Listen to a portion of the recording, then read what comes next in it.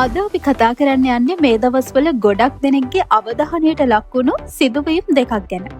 එකක් තමයි ලංකාවේදී සිදුවුණු BYD Shark 6 අනතුර. අනික BYD සමාගම ඔවුන්ගේ යැන්ටැන් U8 රථය යොදාගෙන කරපු ගස් වැටීමේ පරීක්ෂණය.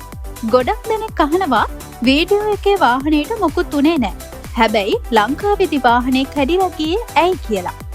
අද අපි මේ සිදුවීම් දෙකේ තියෙන වෙනස මොකක්ද සහ ඇත්තටම මේ වාහන ශක්තිමත්ද කියලා හරියටම විශ්ලේෂණය කරලා බලමු. මුලින්ම අපි ලංකාවේ අනතුර ගැන බලමු.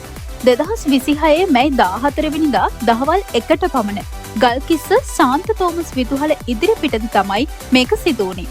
පාරේ ගමන් කරමින් තිබුණු සුදු පැහැති BYD Shark 6 රථයක පිටුපසට දැවැන්ත ගසක් කඩාගෙන වැටෙනවා. ඩෑෂ් කැම් දර්ශන වලින් අපිට පැහැදිලිව පේනවා.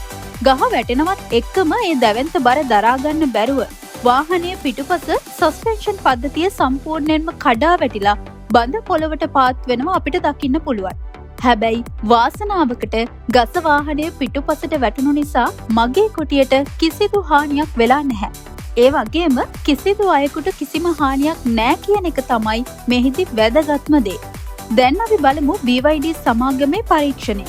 ඔවුන් සුඛෝපභෝගී යැන්වැන් U8L රථයේ වහලය මතට ටොන් 2ක බරින් යුත් ෆාම් ගසක් දොඹකරයකින් අතහැරලා අත්හදා බැලීමක් කරනවා. එකපාරක් නෙවෙයි වට 3ක් මේක කළත් කැබින් එකට කිසිම හානියක් නැහැ. දොරවල් අරින්නත් වාහනය එලවන්නත් පුළුවන්. එහෙනම් ඇයි Shark 6 රථේ සස්පෙන්ෂන් ගැලවිලා ගියේ? මෙන්න මේකයි ඇත්ත කතාව. බර සහ බලය. ලැබ් ටෙස්ට් එකේදී යොදාගත්තේ ටොන් 2ක කඳක් පමණක් තියෙන පාලනය කරපු ෆාම් ගසක්. හැබැයි ගල් කිස්සේදී වැටුනේ අතුපතර විහිදුණු ඊට වඩා විශාල අධික බරකින් යුත් ගසක්. ගැටෙන ස්ථානය.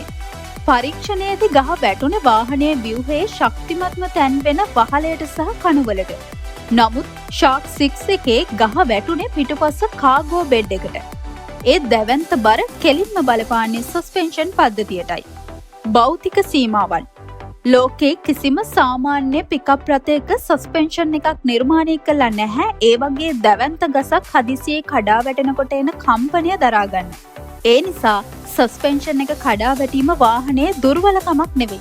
ඒක භෞතික විද්‍යාවේ සාමාන්‍ය ස්වභාවය. ඉතින් මේ වාහනය ඇත්තටම ශක්තිමත්ද? අනිවාර්යෙන්ම ඔව්. මේ අනතුරෙන් පවා ඔප්පු වෙන්නේ ඒකයි. පිටුපසට එතරම් විශාල ගසක් වැටිලා සස්පෙන්ෂන් විනාශ වෙලා ගියත් මගේ කුටියට කිසිදු හානියක් වුණේ නැහැ.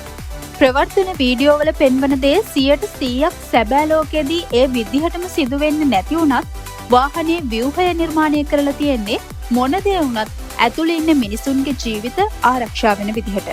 වාහන ගැන මේ වගේ තවත් රසවත් තොරතුරු දැනගන්න අපේ channel එක subscribe කරන්න.